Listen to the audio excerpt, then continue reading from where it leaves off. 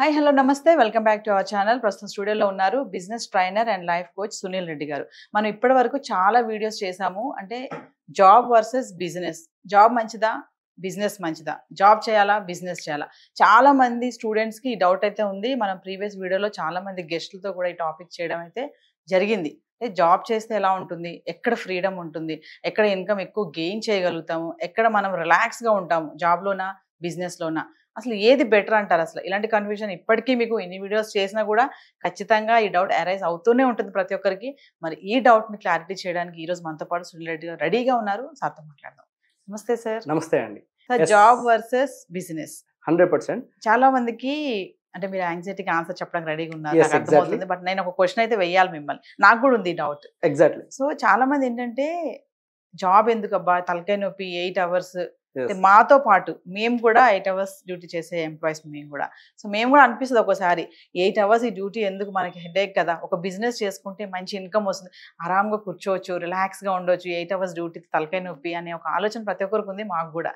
So ఈ రోజు మాకు జాబ్ వర్సెస్ బిజినెస్ అంటే ఏది బెస్ట్, ఏది ఎక్కువ ఇన్కమ్ గెయిన్ చేయొచ్చు, ఎక్కడ రిలాక్స్గా ఉండొచ్చు అంటే ఏం చెప్తారు? ఎగ్జాక్ట్లీ. ఇప్పటి వరకు మీరు ఏ వీడియోలో చూడని కంటెంట్ నేను ఇప్పుడు చెప్తానండి. ఇది నా రియల్ టైం ఎక్స్పీరియన్స్లో తీసుకున్నటువంటి సబ్జెక్ట్ అనమాట. ఫస్ట్ మీరు ఏం చేయాలని పక్కన పెడితే అసలు ఏం జరుగుతుందో తెలుసుకోవాలి. అసలు జాబ్ ఎందుకు ప్రిఫరెన్స్ ఇస్తున్నాము, బిజినెస్కి ఎందుకు ప్రిఫరెన్స్ ఇవ్వట్లేదు, బిజినెస్ ప్రిఫరెన్స్ ఇచ్చే వాళ్ళ లైఫ్ ఎలా ఉంటుందో డిఫరెన్షియేషన్ తెలుసుకుందాం. ఫస్ట్ మీరు జాబ్ వర్సెస్ బిజినెస్ తీసుకుంటే నేనైతే 100% ఏం చెప్తానంటే, నేను క్రియేటర్ అంటాను. What is creator? అసలు క్రియేటర్ అనే మీనింగ్ ఎప్పుడు మీకు ఎండ్ ఆఫ్ ద వీడియో మీకు అర్థమవుతుంది. క్రియేటర్ అని ఎందుకు అంటున్నా అంటే, ఇప్పుడు చాలా మంది స్టూడెంట్స్ మైండ్ సెట్లో ఎడ్యుకేషన్ స్టార్ట్ అయినప్పటి నుంచి నేను మంచి జాబ్ చేయాలి. ఇప్పుడు సాఫ్ట్వేర్ జాబ్ ఉంటే పిల్లని ఇవ్వడానికి అత్తామామలు రెడీగా ఉన్నారండి. అవును, రైట్, రెడీ. సాఫ్ట్వేర్ జాబ్ అంటే మా అల్లుడు సాఫ్ట్వేర్ హైదరాబాద్ హైటెక్ సిటీలో వర్క్ చేస్తున్నాడు, బెంగళూరులో చేస్తున్నాడు, చెన్నైలో చేస్తున్నాడు, మావాడు సాఫ్ట్వేర్ అంతే. సాఫ్ట్వేర్ అయ్యా మావాడు సాఫ్ట్వేర్ జాబ్ వచ్చింది, పిల్లని చూడమని చెప్పేసి ఈ మ్యారేజ్ బ్యూరోస్ కూడా చదివి చెప్తాం. అసలు ఇది ఎందుకు ఉంది? అసలు సాఫ్ట్వేర్ ఎంప్లాయ్ తన పిల్లల్ని పోషించగలుగుతాడా, తన వైఫ్ని పోషించగలుగుతాడా అంటే నో. సో మార్కెట్లో జాబ్ అనేది ఎలా అయిపోయిందంటే, మన ఇప్పుడు లైక్ వైఫై ఎలా అయితే మన చుట్టూ తిరుగుతా ఉందో, జాబ్ అనే వైఫై ఎప్పటి నుంచి పిల్లల్లో తిరుగుతా ఉందంటే వాడు పుట్టినప్పటి నుంచి తిరుగుతా ఉంది. బారసాలప్పుడు కూడా వీడికి అక్కడ అన్ని పెట్టేసి ఏ జాబ్ సెలెక్ట్ చేసుకుని ఇప్పుడు ట్రెండింగ్ అవుతున్నాయి, రైట్? ఇప్పుడు ఒక స్టూడెంట్ యాజ్ ఎ పేరెంట్గా మీరు ఖచ్చితంగా వినాలండి పాయింట్. స్టూడెంట్కి మీరు కూడా వినాలి. ఒక స్టూడెంట్ తన ఎడ్యుకేషన్ కంప్లీట్ చేయాలంటే 18 years టైం కావాలి. ఎన్ని సంవత్సరాలు అండి? 18 years గ్రాడ్యుయేషన్ అండి. సో అబోవ్ గ్రాడ్యుయేషన్ అంటే 24. ఇప్పుడు ఎంబీబీఎస్ చేయాలంటే కంపల్సరీ 20+ అవుతుంది, రైట్? ఇప్పుడు 20 years అనుకుందాం ఎగ్జాక్ట్లీ. ఒక 20 years తన ఎడ్యుకేషన్ కంప్లీట్ కావాలంటే ఈ 20 years ఎడ్యుకేషన్ ఫ్రీ వస్తుందా? ఏం చేయాలి? 20 years ఎడ్యుకేషన్ కావాలంటే డబ్బు పెట్టాలి కదా. సో పర్ యానం 1 lakh తీసుకుందామండి. ఒక పేరెంట్ ఖర్చు అయ్యే ఖర్చు సంవత్సరానికి ఒక పర్సన్ 1 lakh తీసుకుందాం. సరే, హైయర్ ఎడ్యుకేషన్ ఎక్కువ అమౌంట్ అవుతుంది కదా అంటే అందుకే నేను లోయర్ ఎడ్యుకేషన్లో అది బ్యాలెన్స్ చేసి పర్ యానం 1 lakh చెప్తున్నాను. పర్ యానం 1 lakh రూపీ ఖర్చు అయితే 20 yearsకి ఎంత ఖర్చు అయిందండి? 20 lakhs ఖర్చు పెట్టారు. 20 lakhs ఖర్చు పెట్టి 20 lakhs investment, 20 years time. Job చేయాలంటే కావాల్సిన క్వాలిఫికేషన్ అంటే బాగా వినండి అందరూ. 20 lakhs amount, investment, 20 years time. So ఈ రెండు పెడితే నాలెడ్జ్, సర్టిఫికేట్, స్కిల్, టాలెంట్ అన్నీ వచ్చాయి కదా. ఈ 6 క్వాలిఫికేషన్ తీసుకొని వెళ్ళి ఒక కంపెనీకి వెళ్ళాలి. ఇది కొద్దిగా ఇది పక్కన పెడదాం. ఒక కంపెనీకి వెళ్ళాలంటే ఈ క్వాలిఫికేషన్స్ కావాలి. ఒక కంపెనీ CEO ఎక్స్ అనే కంపెనీ నేమ్తో ఒక బ్రాండ్ తోటి ఒక కంపెనీ స్టార్ట్ చేశాడండి. స్టార్ట్ చేసి అతను ఒక 10,000 members నాకు ఎంప్లాయీస్ కావాలని ఒక నోటిఫికేషన్ రిలీజ్ చేశాడు, హైరింగ్ వదిలాడు. 10,000 members కావాలి. ఈ 10,000 members కావాలంటే ఈ 6 క్వాలిఫికేషన్ కావాలి. 20 years చదివి ఉండాలి, 20 lakhs ఇన్వెస్ట్మెంట్. అది వాటికి అనవసరం ఎంత ఖర్చు పెట్టి చదివాడు, కానీ ఖర్చు పెట్టి మనం చదవాల్సిందే. నాలెడ్జ్, స్కిల్, టాలెంట్, సర్టిఫికేట్ ఇవి తీసుకుని వెళ్ళాలి. దీనికంటే ఇంకోటి ఉందండి. మళ్ళీ నీ గ్రాడ్యుయేషన్ అయిపోయిన తర్వాత మళ్ళీ 2-3 years నువ్వు ఒక కోర్స్ స్పెసిఫిక్గా చేసి రావాలి అక్కడ జాబ్ చేయాలంటే. దానికి మళ్ళీ డబ్బు ఖర్చు అవుతుంది. అది క్యాలిక్యులేట్ చేయట్లేదు నేను, రైట్? అదొకటి. దెన్ నెక్స్ట్ ఇవన్నీ తీసుకుని ఆ కంపెనీ CEO దగ్గరికి వెళ్తే ఒక 3 rounds 4 rounds ఇంటర్వ్యూ జరుగుతుంది. ఇంటర్వ్యూ కంప్లీట్ అయిపోయిన తర్వాత 20K to 1 lakh మిడిల్లో నీకు శాలరీ అనేది ఫిక్స్ చేస్తారు. Your happy with that salary. ఏంటి నాకు జాబ్ వచ్చిందిరా, 30,000 నా శాలరీ, ఇంకేం పో అని చెప్పి వాడు హ్యాపీ ఉంటాడు. వన్ థింగ్, ఇప్పుడు నీకు ఆ 20,000 శాలరీ 30,000 శాలరీ ఎలా ఇస్తున్నారంటే డైలీ నువ్వు 8 అవర్స్ వర్క్ చేయాలి. 8 అవర్స్ మంత్ మొత్తం నువ్వు వర్క్ చేస్తే నీకు ఇచ్చే శాలరీ 30,000. కానీ అదే కంపెనీ CEO 10,000 మందిని రిక్రూట్ చేస్తున్నాడు. 10,000 మెంబర్స్ డైలీ 8 అవర్స్ వర్క్ చేయాలి. అంటే 1,80,000 అవర్స్, 1,80,000 గంటల మీద కంపెనీ CEOకి ఆదాయం ఉంటుంది. నీకు 8 గంటల మీద మాత్రమే నీకు ఆదాయం ఉంటుంది. సో నీకు ఇప్పుడు కంపెనీ CEO డెవలప్ అవుతున్నాడు, నువ్వు డెవలప్ అవుతున్నాడు చూసుకుంటే కంపెనీ CEO నీ 20 years ఆఫ్ ఎడ్యుకేషన్ కష్టాన్ని, నాలెడ్జ్ని, స్కిల్ని, టాలెంట్ని అన్నింటినీ కొనేసుకొని ఆ కంపెనీ CEO అయినాడు. ఎవ్రీ మంత్ క్రోస్లో ఇన్కమ్ టర్న్ అవుట్ చేస్తున్నాడు, క్రోస్లో ప్రాఫిట్ తీసుకుని నీకు శాలరీ 30,000 1 lakh వస్తుంది. అంటే ఈ 20 years నువ్వు చదివింది ఆ CEO కోసమా? ఈ 20 lakhs ఇన్వెస్ట్మెంట్ చేసి నాలెడ్జ్, స్కిల్, టాలెంట్ తీసుకుంది మళ్ళా అవన్నీ కాకుండా రోజు 8 గంటల సమయాన్ని కూడా ఆ CEO కోసం పెడుతున్నావు. అంటే మీ పేరెంట్స్ నిన్ను కంది, మీ పేరెంట్స్ని బాగుపరుస్తావనా, లేకపోతే నిన్ను నువ్వు హ్యాపీగా చూసుకుంటావనా, లేదా ఎవడో కంపెనీ స్టార్ట్ చేస్తాడు ఆ కంపెనీలో నువ్వు ఎంప్లాయీగా పనిచేస్తాను కన్నారా? సారీ, ఈ వర్డ్స్ మీకు కొంచెం కఠినంగా అనిపించవచ్చు, ప్లీజ్ యాక్సెప్ట్ చేయండి. కఠినంగా అనిపించవచ్చు.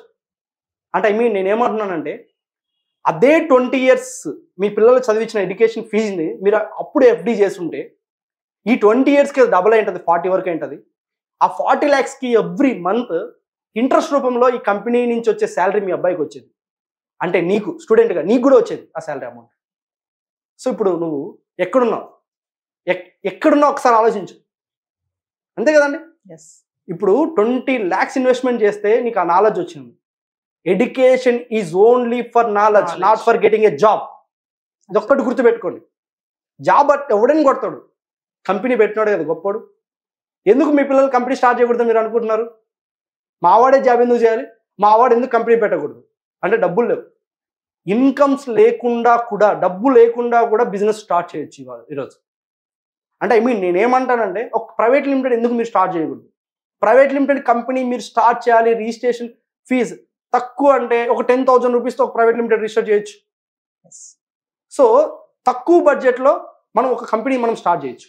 అంటే ఇప్పుడు మిమ్మల్ని మీరు వాడుకోవటలేరు, మిమ్మల్ని ఇంకొకరు వాడుకొని వాళ్ళు గొప్పలు అవుతున్నారే కానీ మీరు మాత్రం అక్కడే ఆగిపోతున్నారు ఎంప్లాయీగా. అంటే 24/7 మనం 8 గంటలే పనిచేస్తున్నాం అనుకుంటారు చాలామంది. అది రాంగ్. 24/7 కంపెనీ కోసం వర్క్ చేస్తూ ఉంటారు, కంపెనీ కోసం ఆలోచిస్తూ ఉంటారు. మీ ఫ్యామిలీ వచ్చి, మీ పిల్లలు వచ్చి మీ దగ్గర డాడీ అంటే వాడిని కసురుకుంటాం. మీ వైఫ్ వచ్చి ఏమంటే ప్రేమ మీ దగ్గరికి వస్తే ఆ అమ్మాయిని మనం కసురుకుంటాం. అంటే there is no love and affection behind job versus relationship తీసుకుంటే ఏముండదు. సో ఈరోజు నేనేం చెప్తానంటే, అంటే జాబ్ చేయడం తప్ప అంటే నో, నేను అన్నట్ల జాబ్ చేయండి. జాబ్తో పాటు ఒక సెకండ్ ఇన్కమ్ సోర్సెస్ని క్రియేట్ చేయండి. నేను అది చెప్తాను. అంటే ఉన్నపల్లంగా జాబ్ మానేసి మీరు చెప్పిన పాయింట్ జాబ్ మానేసి మేము బయటకు వస్తాం సరే వద్దు. మీరు మీ దగ్గర ఉన్న నాలెడ్జ్తో మీరు కంపెనీ స్టార్ట్ చేయొచ్చు. ఇప్పుడు నా దగ్గర ట్రైనింగ్ అనే నాలెడ్జ్ ఉందండి. దీంతో నేను SR క్రియేటివ్ మైండ్స్ అని చెప్పి కంపెనీని ప్రైవేట్ లిమిటెడ్ రిజిస్టర్ చేసుకున్నాను. సో నా నాలెడ్జే నా కంపెనీ. సో ఇప్పుడు మీ నాలెడ్జే మీ కంపెనీ. ఎడ్యుకేషన్ని కేవలం నాలెడ్జ్ మాదిలాగా తీసుకోండి. ఓన్లీ ఫర్ జాబ్లా తీసుకున్నారంటే జాబ్ అనేది లైఫ్ టైం మీరు జాబ్లోనే ఉండాలి. ఎప్పటికీ మీరు ఎదుగుదల రాదు. మిడిల్ క్లాస్ పీపుల్ మిడిల్ క్లాస్లో ఉన్నారంటే దానికి రీజన్ ఏంటి అంటే ఇదే మెయిన్ రీజన్. జాబ్ చేస్తున్న వాళ్ళు అక్కడే ఆగిపోయారు. వాళ్ళు ఒక ముందు అడుగు వేయలేకపోతున్నారు. అంటే lack of mind set problem. So ఇప్పుడు మీకే అర్థమైంది జాబ్ బెటరా బిజినెస్ బెటర్ అనేది. కానీ సునీల్ రెడ్డి గారు ఒక విషయం చెప్పండి ఫైనల్ గా. చాలా మంది ఇంత చెప్పారు, నాకు అర్థమైంది. అయినా సరే బిజినెస్ అనేటప్పటికి ఒక ఆలోచన ఉంటుంది మైండ్ లో, బిజినెసా, అది ఎలా ఉంటుందో, ఫెయిల్ అయిపోతామేమో, పెట్టిన డబ్బులు పోతాయేమో, ఎందుకు వచ్చిన తలకాయ నొప్పి, ఇది చేసుకుంటే 8 గంటలు చేసుకుంటే మాకు నెలకు జీతం వస్తుంది అనే ఆలోచనతోనే ఉంటున్నారు కదా. ఈ మైండ్ సెట్ నుంచి ఎలా రావాలంటారు బయటకి? ఇప్పుడు ఒక మాట చెప్తానండి. ఇప్పుడు ఈ 20 years కష్టపడిన ఎడ్యుకేషన్ని ఎవడో వాడుకుని గొప్పడవుతున్నాడు. మనల్ని మనం వాడుకోలేకపోతున్నాం. అదే మన దౌర్భాగ్యం. మనల్ని మనం వాడుకుంటే గొప్పలం అవుతాం, మనల్ని ఇంకొకరు వాడుకుంటే వాడు గొప్పడవుతాడు. ఇప్పుడు మీరు డైలీ 8 hours వర్క్ చేస్తారు. 8 hours వర్క్ చేస్తే మీకు శాలరీ ఒక 50,000 వస్తుంది అనుకుందాం. ఇప్పుడు మీరు పెద్ద కంపెనీ 10,000 మెంబర్స్ పెట్టాల్సిన అవసరం లేదండి. ఇప్పుడు నేను 10,000 మెంబర్స్ పనిచేస్తున్న కంపెనీలో 80,000 వర్కింగ్ చెప్పాను కదా. ఇప్పుడు 8,000 గంటలు జరిగితే గంటకు 200 వేస్తే కంపెనీ CEO 1,00,00,000 అవుతాయి పర్ డే ఇన్కమ్. మన ఇన్కమ్ పెరగాలంటే మనం ఏం చేయాలి? మనం కూడా టైంని మల్టిప్లై చేయాలి. టైంని ఎప్పుడైతే మల్టిప్లై చేస్తాం మనీ మల్టిప్లై అవుతుంది. నెట్వర్కింగ్ అంటారు. చాలా మంది నెట్వర్క్ మార్కెటింగ్ గురించి మాట్లాడుతున్నారు. అది నెక్స్ట్ ఎపిసోడ్లో మీకు చెప్తాను నేను ఆ subject. What is real network marketing అనేది చెప్తాను. నెట్వర్కింగ్ అంటే ఇప్పుడు లైక్ మనం చాలా బై డిఫరెంట్ బిజినెస్లు చూస్తూ ఉంటాం. ఇప్పుడు ఎగ్జాంపుల్ నేనే ఉన్నానండి. ఇప్పుడు మీరు నాతో పాటు నా టీంలో నా కంపెనీలో వన్ ఆఫ్ ద మెంబర్ అనుకుందాం. నేను 8 hours వర్క్ చేస్తాను, మీరు ఒక 8 hours వర్క్ చేస్తారు. ఒక 10 members ఉన్నారనుకుందాం. 10 into 8 80 hours. Per hour 200 rupees తీసుకుందాం. 80 into 200 16,000 అనుకుందాం. 16,000 రూపాయలు పర్ డే ఇన్కమ్ ఉంటుంది నాది.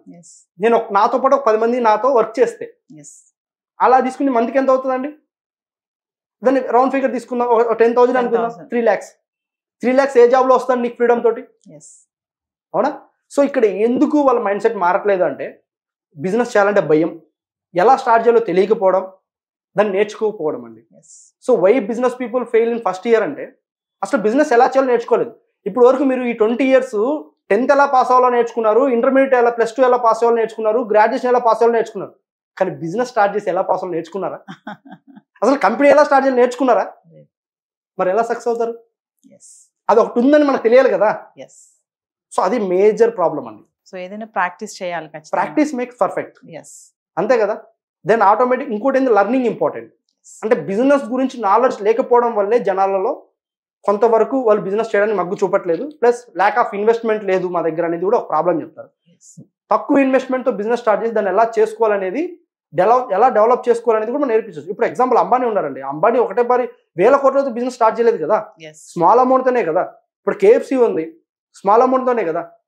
ఇప్పుడు మన ఇండియాలో ఉన్న ప్రతి బిజినెస్లు కూడా స్మాల్ అమౌంట్తోనే, స్మాల్ అమౌంట్ని డెవలప్ చేసుకున్నారు. సునీల్ రెడ్డి గారు, మరొక ఎపిసోడ్లో మీరు అన్నట్టుగా తక్కువ ఇన్వెస్ట్మెంట్తో ఎక్కువ రాబడి వచ్చే బిజినెస్ ఐడియాస్ మరొక ఎపిసోడ్లో మళ్ళీ కలుద్దాం. Thank you.